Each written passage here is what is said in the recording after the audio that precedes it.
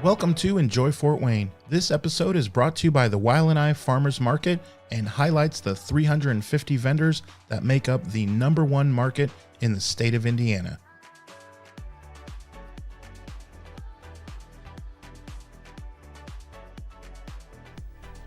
Melissa Norby, Melissa's Damn Cards. Okay, so I'm so excited to find out because it's just not, we talked a little bit before the show that it's not something that you see all the time. You know that. Right. So it's like, I'm just interested to find out a lot about that. So, but let's start with, are you from Fort Wayne originally? I am not.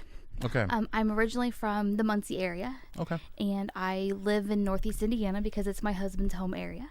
Okay, cool. So when you coming up through school and stuff, did you think that you would be doing stuff like this, or did you think that you were just work I say normal job? What is a normal job these days? But Right. You know what I mean. I did, and I had a normal job. I majored in newspaper journalism in college, and I've done writing throughout my whole professional career. Really? And that's a lot of what this is. The messages on the cards and everything is being clever in writing. So just kind of an extension of that career choice. Okay, so coming out of you went to college then? I did, yes. And coming out of school, what did you do first? First, I was a newspaper reporter that covered news and sports for newspapers in Indiana and then in Tennessee. Really? Yeah. Was that fun? Yes, are you a sports? that was the goal. Yep, Okay. I'm a sports person. So out Not of college? athletically, but definitely a fan. But so out of college, you got kind of your dream job? I did. I did. So you didn't just ride off into the sunset? I didn't. Newspapers kind of changed. The world kind of changed. I transitioned into another degree from college, and doing that, worked for some local government and started writing grants as a career. Again, still kind of journalism. You're telling a story and asking people for money. Wow. So that's what I do now. I write grants for nonprofits. Okay. And so writing has always been a part of my career path and something that I've always loved, and I'm able to write with kind of this business also. When did you first notice that maybe your thing was writing? Like in second grade, did you win an award or something? Or how did that work? Probably middle school. I was a big reader and liked to write, and it was something that I loved and was, good at. You noticed that you were different than other... I don't know that I noticed that I was different, but I noticed it was something that I really enjoyed doing and I wasn't that bad at. So that's interesting that you're more basing it off of something that you enjoy and not I was really good at it. That's interesting that you say that. And I think for me, writing's hard, but that's what's great about it. It's always a challenge to sit down and write, is it writing over a sporting event? Is it writing, to help an organization raise money for a project? Yeah. So, no, I get that. With podcasting, I have a multitude of shows and crafting it and figuring out what questions to ask and telling a story. We're telling a story now, and it's not super easy, but hopefully when you watch this, it feels like, it was just a nice conversation. It was easy, but it's work to do that. Yeah, it's a lot of prep work to do, and sure. So yeah. Yeah, I totally get that. It's the same kind of avenue, just a different media. Sure. But that's awesome. So at what point were you so you still do the grant writing even now? Yes, that's my full-time day job. Okay. Yes. So how long have you been doing some of this entrepreneurial type things? So for about 3 years. Okay. I'm pretty new. So talk us through that story 3 years ago. I want to hear, I remember it was a Wednesday evening and So I've always loved to send a card to my friends, to my family.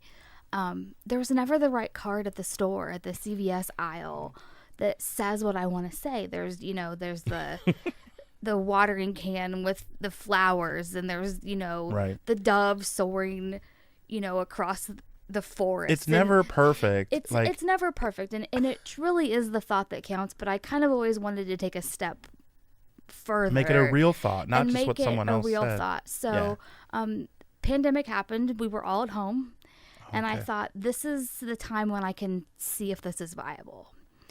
So I done, mocked up some things, tried some things, showed it to some friends and family, see how it went. And I was turned on to a class from the NIC, the Northeastern Indiana Innovation Center, and it was a women's entrepreneurial group. Oh. And I was advised that this could be a great way to see, is this business, is it a good idea, will it work? Let's talk through it with some other entrepreneurs also. Right. And went through that class and decided let's give this a go for real. So before you went to the class, you had an idea of what you kind of... For years and years and years, it was nagging in my head always is there's a market out there for snarky, rude, say what you think kind of cards that aren't really in a mainstream card aisle. Yeah. There's, the comedian Jim Gaffigan. Mm-hmm. He's from Indiana, actually. Yeah.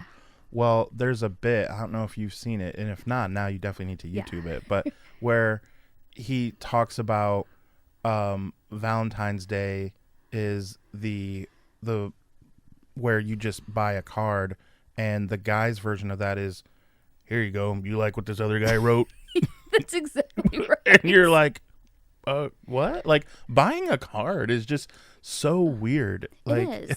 So this is so cool what you do. I love it. Well, thank you. But all the messaging, I've created all the cards with a person in mind or a situation in mind from my life, or that somebody else has said, I would love for you to make a card with this. So, you go to the card aisle and it's kind of a blanket, which message fits me the most. And with these, I've really tried to hit occasions or things in life that happen that there's not really that card for in the aisle. Right. And what I love is it's truly not for everyone. It's not for everyone. And that's I struggle with that at the beginning of how am I going to react to people who are like, because sometimes at the market, people will walk by and you can tell the look in their eye like this isn't for me. And that's okay. And it's, just please keep on trucking along to the next booth. So, yeah. Totally. But I love that what I've learned, even with podcasting, the riches are in the niches. And there's another word that rhymes with that I won't say. We can't say here. But that's the phrase. Right. And so I hope that you are just getting rich because this is a niche, like for sure. It's so cool. Yeah. So explain a little bit, basically.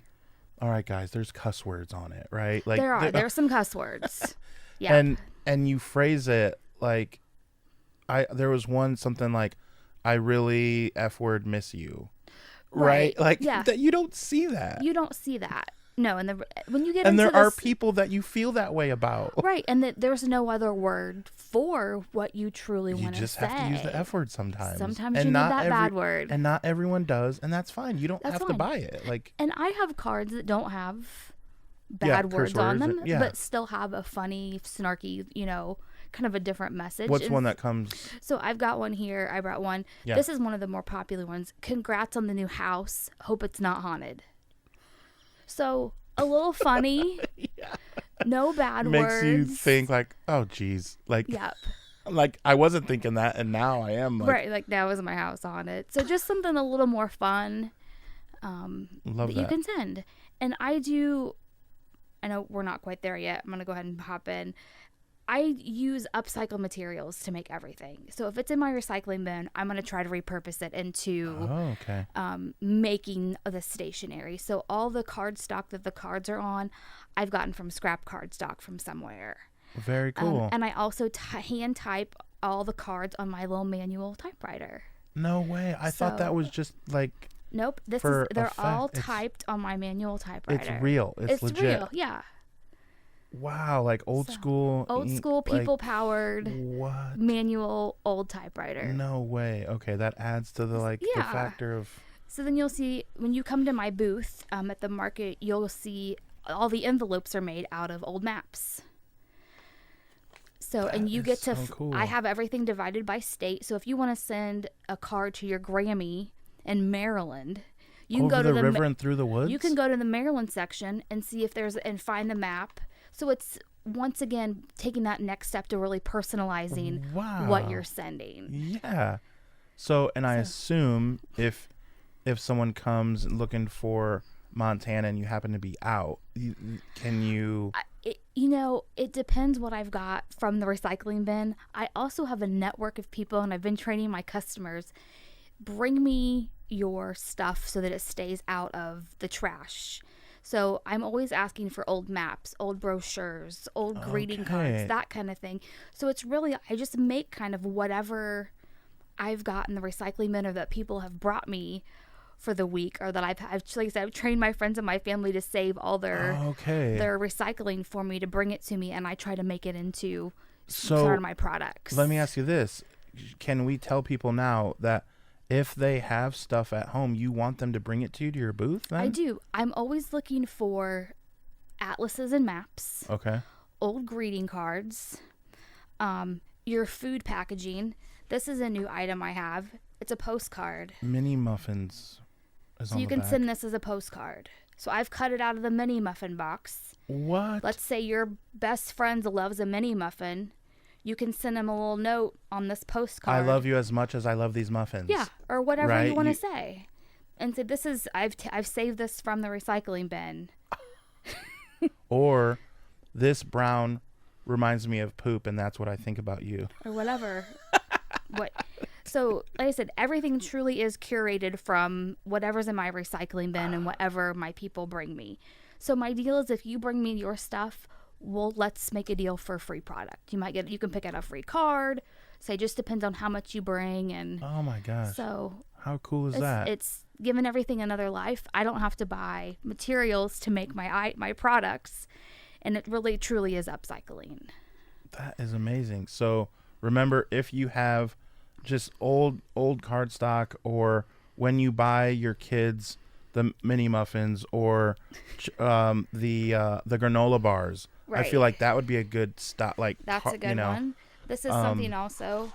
It's cereal box. Okay. And it's a file folder. And you made it oh my gosh. It's the same size as a file folder, but it's just been cut it right out of the cereal box. So. And the Sassy Vegan, who's also a vendor, I pick up their Sassy Trash once a week.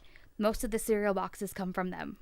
Very cool. So partnering with another vendor has been a good experience. How amazing is that? So yeah. I do want to ask you about the market. When 3 years ago, when this little bit came to fruition, walk me through the story of, now you had this great idea, you had some stuff going.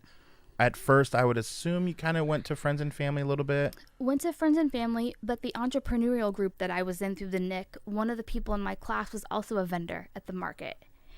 And she suggested, check it out and see if this is for you. And the hesitation was, I've got some interesting words. Sure. Will they take me? And so it was a chance that I took. I applied. I got accepted. And being at the market has been just fantastic for the business. Why? The other vendor community, you're by neighbors. So you're usually by the same vendors every week. And they're very kind about helping you set up your tent. How did they make their business cards? How are they promoting things? Everybody's so good about promoting one another. Mm-hmm. And it's really been this really supportive community that I didn't know that I needed. Sure. So it's just been wonderful. The shoppers have been great. It's being a part of the market has really got all this started for me. Yeah. Oh, that's awesome. We love hearing that. That's so cool. What advice would you give to someone who was you 3 years ago and waited, and like they wanted to kind of dip their toe and they weren't quite sure, and they came to you and asked, what should I do? Take a class.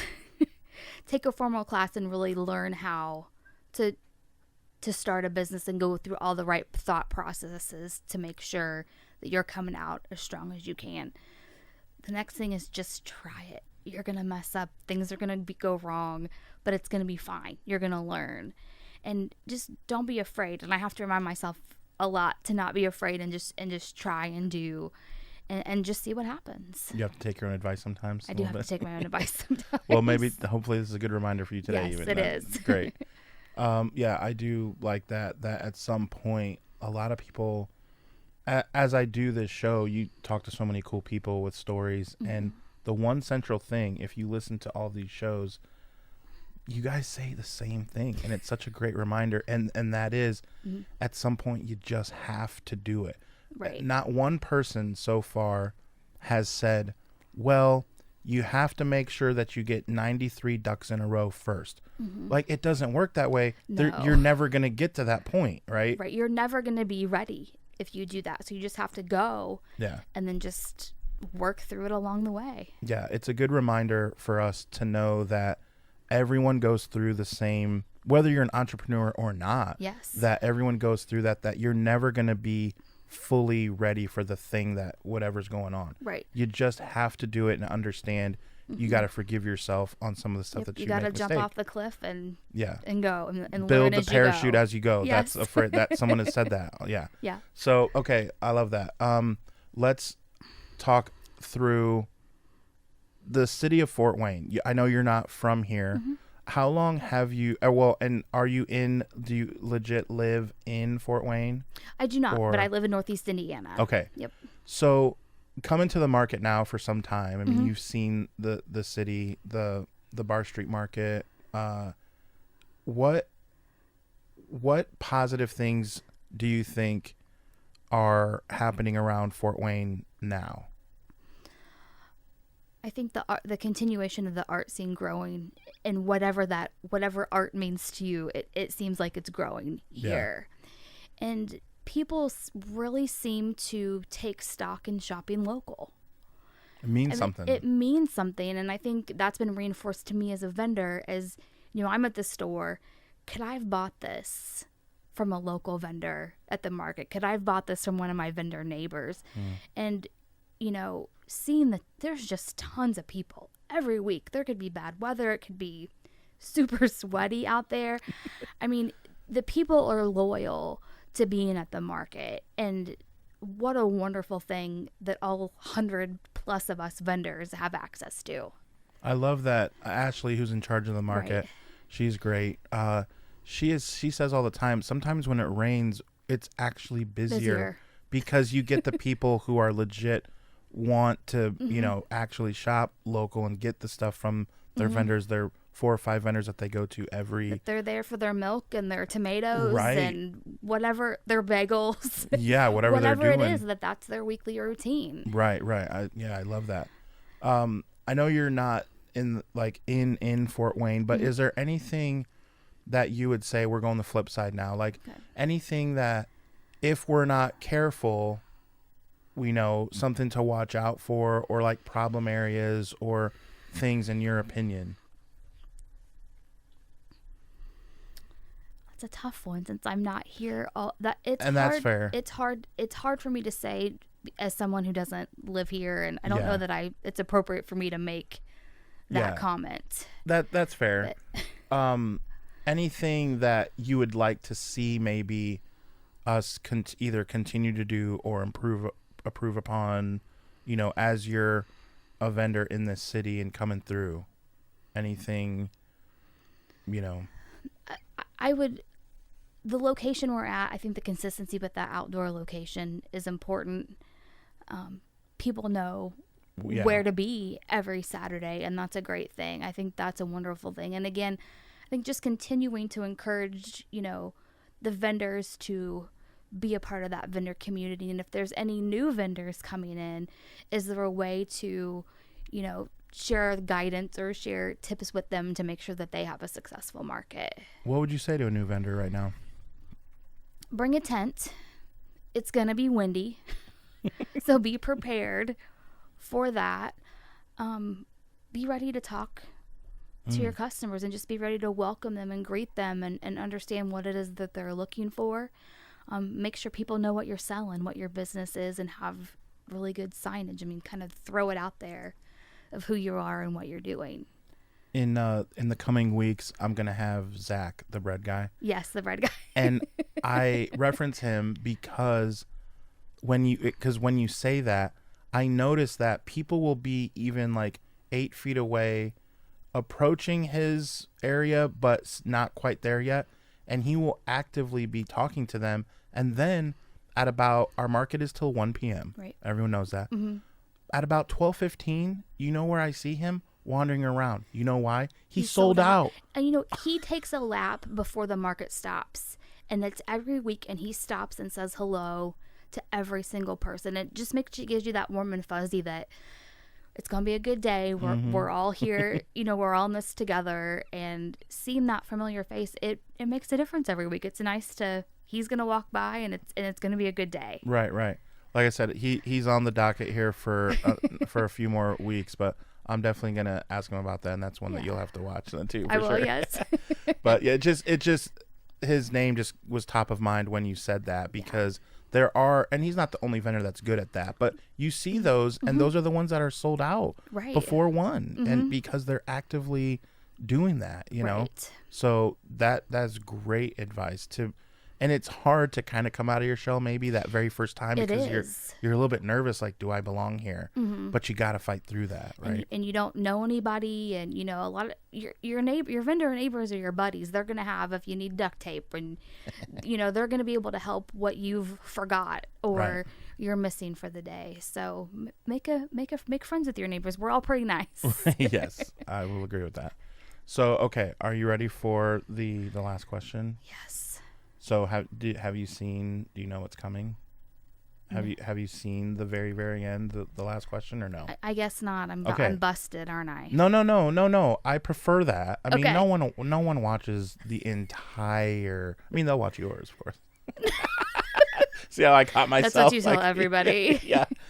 So no, the very last question is always the same, but I prefer that you not know it. Okay. Now the cat's out of the bag. People can just go watch the last. Right. But so the question is, if you were commissioned by the mayor to write a phrase through those planes that write in the sky, or the Fred Grody guy who has like the sign going. Yeah. Everyone knows that. Everybody knows that. Right.